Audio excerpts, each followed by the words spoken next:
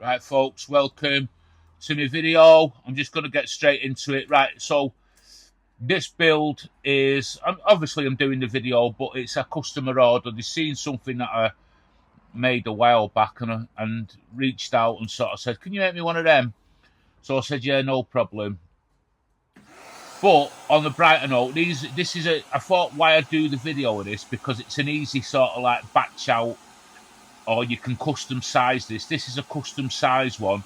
For somebody, and it's a stove cover, and that's what it is. I'm making it out of pine here, and it's done to a specific size, so it's made to the customer requirements. And you can always charge a bit of a premium to sort of like make things to certain sizes. If I was to batch these out, for a specific sort of standard size cooker top or something like that, you might have loads on on a shelf or something, but this way it cuts down on waste. You can charge a little bit more for them, and they're super easy to do. I know there's loads of different ways to make these, but this is just a simple basic stove cover which can easily make you money, and it's a fun little build. You can turn them over really quickly. If you can't knock one of these out in a couple of hours all in, thank you to Chris Buckley for sending me the carpenter's pencils. I really do appreciate it. Thank you very much for helping support the channel. And if there's any of you out there that want to support the channel, please subscribe, like, and share. So I'm just going in here, I'm just measuring it out to the sizes. Now, I forget what the sizes was on the specific thing.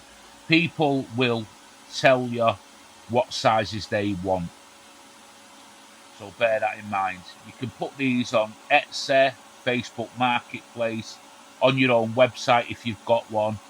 Sell them to friends and family, all that kind of thing. So just go in there. My hand's not near that blade there, it's the camera angle. So I'm just getting a bit of scrap wood here for using for the battens for the back of it. I'm just measuring them out. In hindsight now, when I should have made these battens a little bit thicker,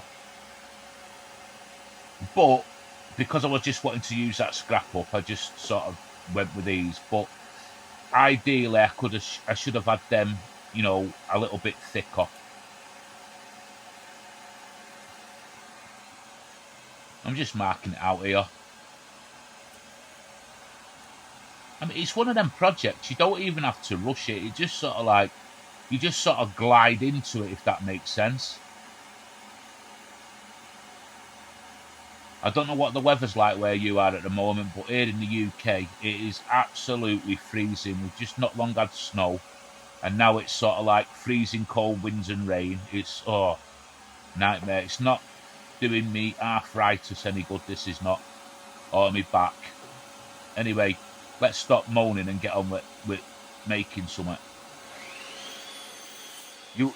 Stanley, I don't know where Stanley is. It's a bit cold. He'll be tucked up in front of a fire somewhere.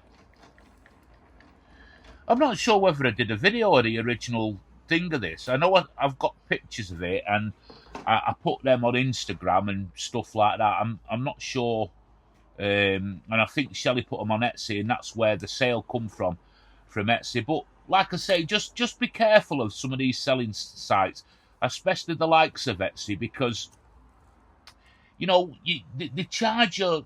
I think it's extortionate fees, and it's like, what's the term? Nickel and, I think the Americans say nickel and dime you. Is that right? Let me know in the comments.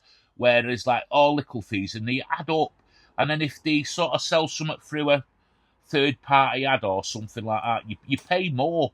We had this with me antique furniture, and we stopped selling that on there because of that fact. Now,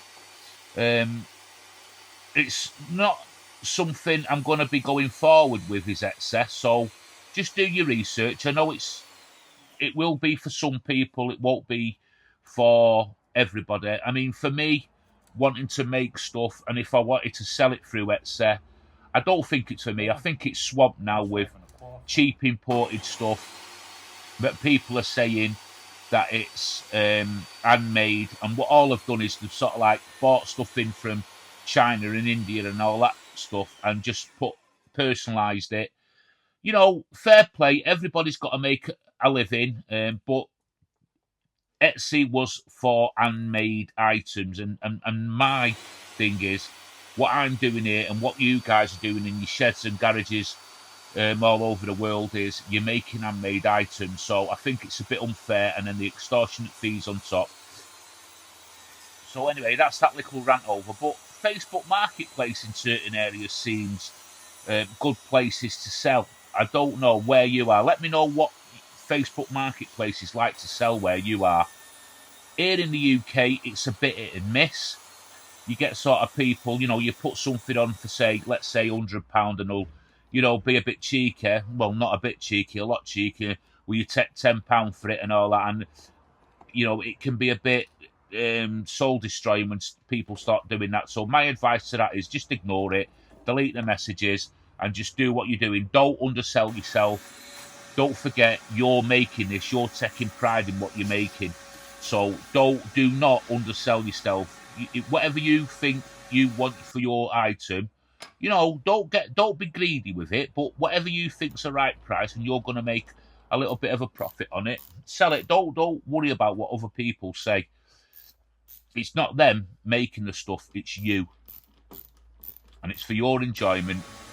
Oh, he's here, look, Stanley's here. He's made an appearance. At the time of this video, this was before the snow. I've put this video on now, because I've had a little bit of a bad time with the arthritis and my back. So my other videos are, you know, taking a bit longer to do. So I've always had a few videos as backup, so I thought I'd put this video on. So my Max T sander here with the 150 grit I've got on here, and I take it up to, I think it's 180 in the end. Just take it nice and easy. I absolutely love this sander.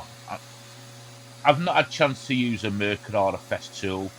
And even if I had the money to buy them items, I don't think I would, because this is good enough for what I need. So that wood's come out really nice. I'm just looking for the best side here, like a face side sort of thing.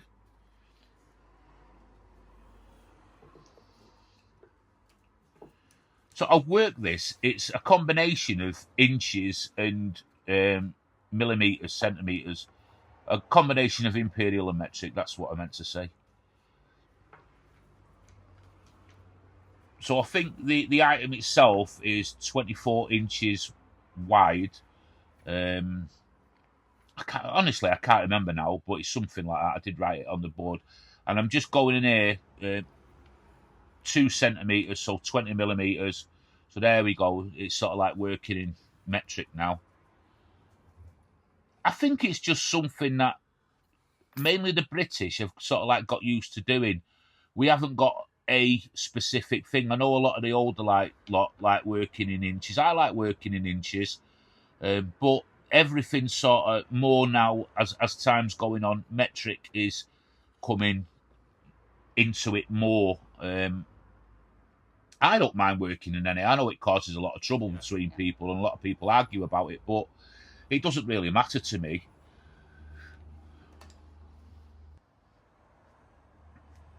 So I'm just going in here with some glue. I'm just going to glue them. They're super straight, them boards. And I'm just going to run glue across them to sort of glue them all together. I end up leaving these sort of overnight to dry. I mean, you could batch these out. You could maybe biscuit joint this here if you wanted. Quick and easy make, but this is the bit where I left this overnight because I weren't in no rush to make it, really, to glue up. So I'm just marking out where the holes are going. I don't have to be super precise here, as long as I'm getting 2 screws into each of the 4 boards on each side. Hope that makes sense. So a little bit of a pilot hole. Watch your digits. That's your fingers.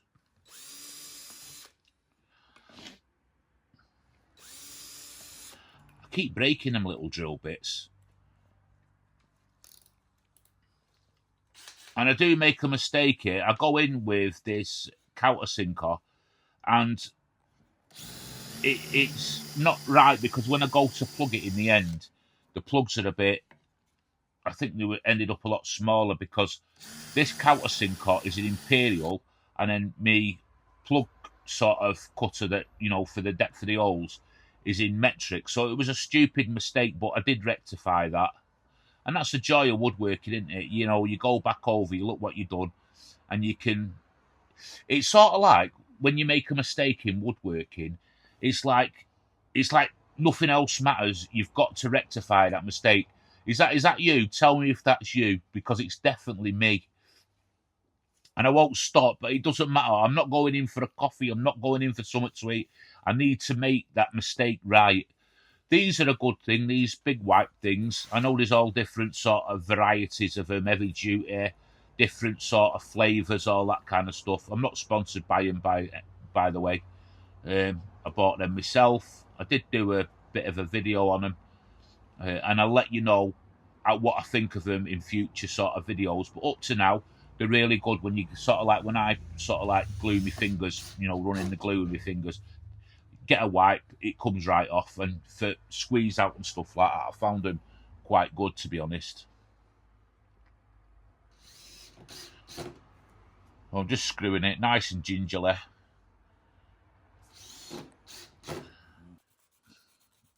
So I went back, went over it, and now my plugs are a little bit, I wouldn't say too big. I'm going to have to get a plug cutter set with the sort of countersinks and all that kind of stuff bang on the right size. I think my problem is I've got that a mix and match of a lot of stuff, and then I'm using stuff I'm not really looking, and it's a bit of a night. It's not a nightmare, but it's just like does me head in. So I need to get a bit more organised. Slight little tap here. These are oak plugs from bits of oak off cut, what I cut off an old piece of furniture, no doubt. Really tight. I go, see, they're just tight, but they go in. I get them in.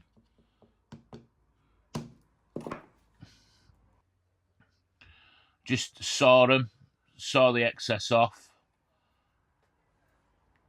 Hardwood, softwood. Now, I don't know what it is, but there's an hardwood and softwood side on these. I always just find the hardwood side is better for everything.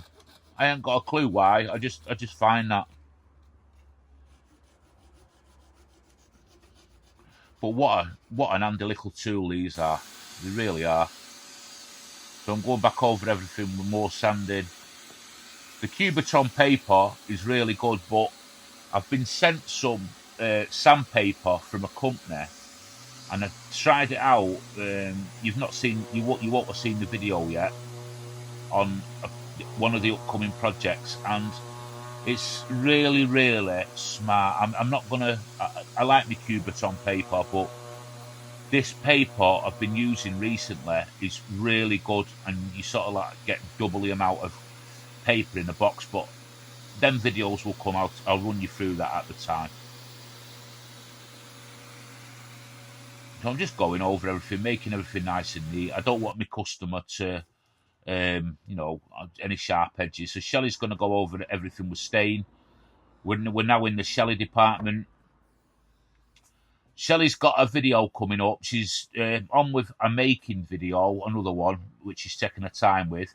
But she's also got another one coming up, like little woodworking Christmas gift ideas, what you can sort of get off Amazon, sort of novelty items. And she's got the stuff. And honestly, I don't know what it is about her, but she's got an eye for picking up the odd sort of like weird sort of stuff that I'm not being, but a man just wouldn't pick it up, but a man would really appreciate what she's got, if that makes sense. So I'm running over it with a 320 grit there, just de-nibbing everything.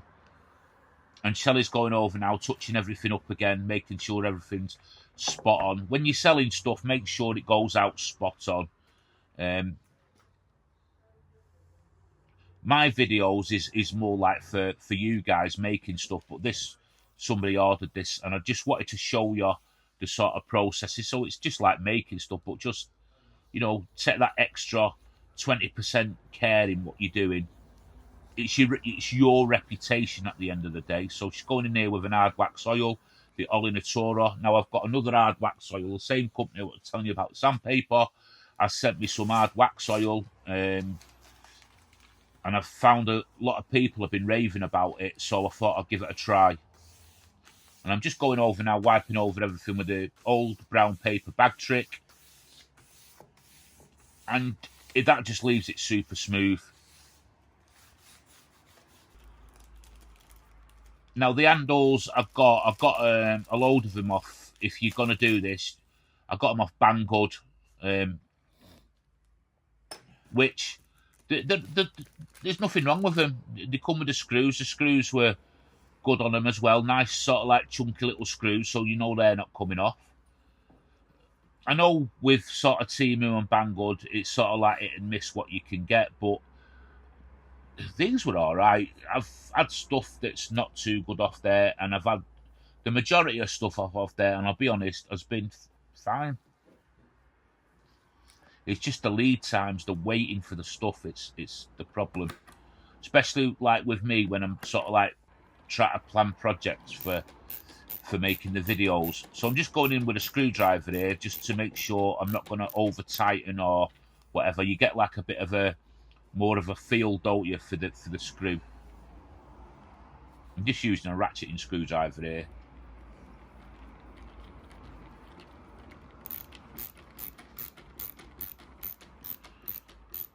And the next, as you're watching this, you'll be watching this on Sunday night.